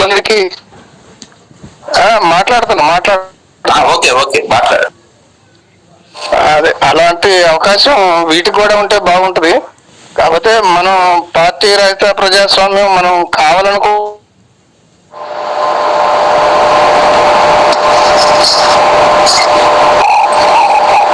ఇప్పుడున్న పద్ధతుల్లో మనం ఏం చేయొచ్చు అనే దాని మీద ఎలక్షన్ రిఫార్మ్స్ అనేది ఒకటి, ఎలక్షన్ కమిషన్ దాని ఉద్దేశాలు వాటి మీద, తర్వాత మనకి ఇంకా ఈ రాజ్యాంగం యొక్క పరిధి, దాని మీద మన పౌరులకి ఉండే హక్కులు వాటిని కానీ వీటన్నిటిని కూడా మనం ప్రస్తుతం ఉన్నటువంటి రాజకీయ ఈ ప్రజాస్వామ్యం, పార్టీ ప్రజాస్వామ్యంలోనే మనం ఎంతవరకు మన మనకి అంటే ప్రజలకి ఎక్కువ మంది ప్రజలకి మేలు జరిగేలా చేయగలము, ఎక్కువ మందికి అవగాహన కలిగేలా చేయగలము, దాని గురించి ప్రస్తుతం ఆలోచించుకుంటూ పోతే ఇక పార్టీ రహిత ప్రజాస్వామ్యం అనేది ముందు ముందు అది వస్తే బాగానే ఉంటుంది. ఆ వచ్చే లోపల ఎవరు ఏం చేయాలి, ఎంతవరకు చేయగలం అనేది కూడా ఆలోచించాలి. ఇలా మనం మన ఈ సమావేశాన్ని మన వరకే కాకుండా బయట కూడా జరుపుతూ బయట ప్రజలతో కూడా అనుసంధానం చేస్తే బాగుంటుందని చెప్పేసి నేను అనుకుంటున్నాను. నాకు అవకాశం ఇచ్చినందుకు అందరికీ కూడా ధన్యవాదాలు sir. Okay, thank you. Okay sir, మీతో విడిగా ఒకసారి మాట్లాడతారండి. ఎందుకంటే విజయవాడలో మార్చిలో కానీ తర్వాత మీటింగ్ పెడదామన్న ఆలోచనతో మీతో విడిగా మాట్లాడతాను సార్ నేను తర్వాత. Right sir. ఓకే. పాండురంగరాజు గారు మాట్లాడతారా? పాండురంగరాజు గారు, పాండురంగారావు గారు. నమస్తే రవీంద్రబాబు సార్ నమస్తే.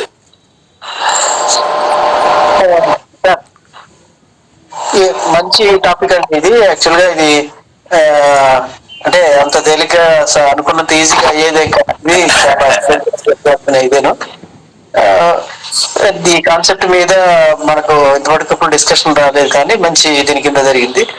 అయితే ఎవరి శక్తి అన్నట్ల వరకు వాళ్ళు చేస్తూ ఆలోచనలో మార్పులు చేసుకుంటూ, ఇందాక మన శ్రీనివాసాచారి గారు చెప్పినట్లుగా ఉన్నాయి కొన్ని పంచాయతీరాజ్లో ఉన్నటువంటివన్నీ, వాటిలో కూడా అయితే ఎక్కడ ఒకసారి చెడు వ్యాప్తి చెందిన స్పీడ్గా మంచి వ్యాప్తి చెందదు కాబట్టి వాటిలో కూడా అన్ని కులిపోయినాయి వ్యవస్థలు. వాటిలో కూడా ఏదైనా ఇదంతా నెమ్మదిగా చెందే మార్పేను. మనం ఓపికగా ఉండాల్సిందే. ఇక మారలేదు అనుకుంటే నిరాశ ఉంటే ఇది సాధ్యమైంది కాదు. అంతే సార్, నేను పెద్ద మాట్లాడలేదు, కాస్త గొంతు బాగాలేదు, జలుబు చేసి. ఓకే సార్, ఇంకెవరైనా నాగేంద్ర గారు కానీ ఇంకెవరైనా మాట్లాడతారా? క్లోజ్ చేద్దామా? ఓకే, సత్యాన గారు ఎందుకో లెఫ్ట్ అయ్యారు. జనరల్ గా ఏంటంటే మెయిన్ స్పీకర్ ముగించే ముందు ఇదంతా తుది ఉపన్యాసం ఇవ్వటం అనేది మనం మొదటి నుంచి ఫాలో అవుతున్నాము. సార్ శ్రీనివాచార్య గారు, దీని మీద మీరు ఏమన్నా తుది ఉపన్యాసం ఇస్తారా? తప్పకుండా సార్. ఇవ్వండి, క్లోజ్ చేద్దాం. మీరు తుది ఉపన్యాసం ఇస్తే క్లోజ్ చేద్దాం. ఒక మాట అండి, ఒక్క మాట. సత్యాన గారు జాయిన్ అయ్యారు. సార్ మనకి రేపు జనవరి 14 డిసెంబర్ 14 హైదరాబాద్ కార్యక్రమం గురించి ఇందా శ్రీనివాచార్య గారు వివరించారండి. అట్లానే మనకి జనవరి ఫిబ్రవరి ఇంకొల్లో కార్యక్రమాలు ఉన్నాయి, వివరాలు తెలియజేస్తాం. అంటే మీకు ఐడియా కోసం చెబుతాం. 27వ తారీఖు జనవరి 27వ తారీఖు వెంకటాద్రి గారి 3వ వర్ధంతి. అట్లానే ఫిబ్రవరి 8వ RHC యానివర్సరీ కార్యక్రమాలు ఉన్నాయండి. దానికి రావడానికి జనవరి ఫిబ్రవరిలో మన ఫిజికల్ కార్యక్రమాలు ఉన్నాయండి. వాటికి రావడానికి అందరికి వీలు చేసుకోవడానికి ప్లాన్ చేసుకుంటారని ముందుగా తెలియజేస్తున్నాం. ఫిబ్రవరి 8 ఆంధ్రప్రదేశ్ హేతువాసాల మహాసభలు కూడా ఉన్నాయి. దాంతో పాటు వార్షికోత్సవం ప్లస్ APRA మహాసభలు ఉన్నాయి. జనవరి 21 మాస్టర్ గారు తృతీయ వర్ధంతి. ఆ సందర్భంగా మన వాళ్ళందరూ మాట్లాడతారు, వచ్చిన వాళ్ళందరూ. ప్లస్ గ్రంథావిష్కరణ మాస్టర్ గారి పుస్తకం ఒకటి ఓపెనింగ్ ఉంది, నా పుస్తకం ఒకటి ఓపెనింగ్ ఉంది. ఫిబ్రవరి 8 ఏమైందంటే మా శ్రీనివాసాచారి గారు రావుపూడి వెంకటాద్రి మెమోరియల్ స్పీచ్ 2, ఒకటేమో బ్రహ్మ వీరన్న గారు లాస్ట్ ఇయర్ ఇచ్చారు. ఫిబ్రవరి 8 శ్రీనివాసాచారి గారు ఈ రావుపూడి వెంకటాద్రి మెమోరియల్ స్పీచ్ 2ని ఇస్తానికి టాపిక్ డిసైడ్ చేయలేదు. అది ప్రత్యేకంగా ఆయన స్పీచ్ ఉంటుంది. ఇట్లా ఈ స్పీచ్ల్ని కొనసాగిస్తాం. 2, 3, 4, 5 లెక్క పెట్టుకుంటా. అది ఎక్కడే చేయాలని లేదు, హైదరాబాద్ లో పెట్టుకోవచ్చు, లేదా కేరళలో పెట్టుకోవచ్చు, లేదా ఇంకోళ్ళు విజయవాడ, తెనాలి ఆడని పెడతాం. పెట్టి సీరియల్ గా రావుపూడి వెంకటాద్రి మెమోరియల్ స్పీచ్ 2, 3, 4 వరుసన వస్తా ఉంటాయి. ఇంకొకటి ఏంటంటే మొన్న కేరళలో ఈ రావుపూడి వెంకటాద్రి అవార్డు ఒకటి ఇచ్చాం. Award for nationalism and humanism, national award Srini Pattuthana గారికి ఇచ్చాం. జీవితం అంతా హేతువాదం కోసం, మానవవాదం కోసం వాళ్ళు ఆర్గనైజేషన్ వర్క్ చేశారు. అందువల్ల ఫస్ట్ అవార్డు శ్రీని పట్టుతాన గారికి ఇచ్చాం.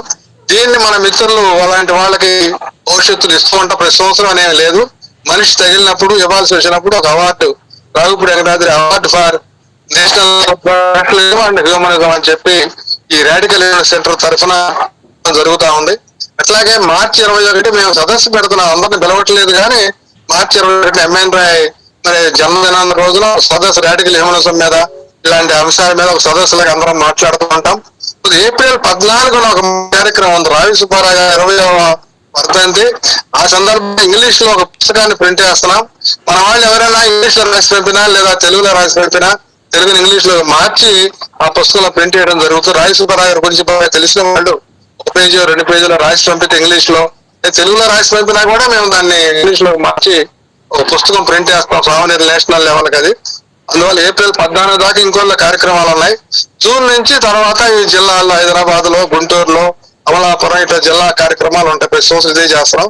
ఫస్ట్ 6 నెలలు ఇంకొన్ని కార్యక్రమాలు, మిగతా 6 నెలలేమో బయట ఎక్కడ ఎవరు పెట్టినా ఆ కార్యక్రమాలు అక్కడ జరుగుతా ఉన్నాయి.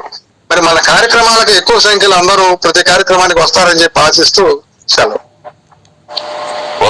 ఓకేనండి. మనకి డిసెంబర్ 14 తర్వాత హైదరాబాద్, జనవరి, ఫిబ్రవరి, మార్చి, ఏప్రిల్ కార్యక్రమాల వివరాలు సత్యనారాయణ గారు బ్రీఫ్ గా ఎక్స్ప్లెయిన్ చేశారు. వాటికి రావడానికి ఫిజికల్ గా మనం కలుసుకునే అవకాశం కలిగింది కాబట్టి వాటికి తప్పకుండా రావడానికి అందరూ ప్లాన్ చేసుకోవాల్సిందిగా కోరుతూ, మొన్న ఈ సవరణ చేశారు.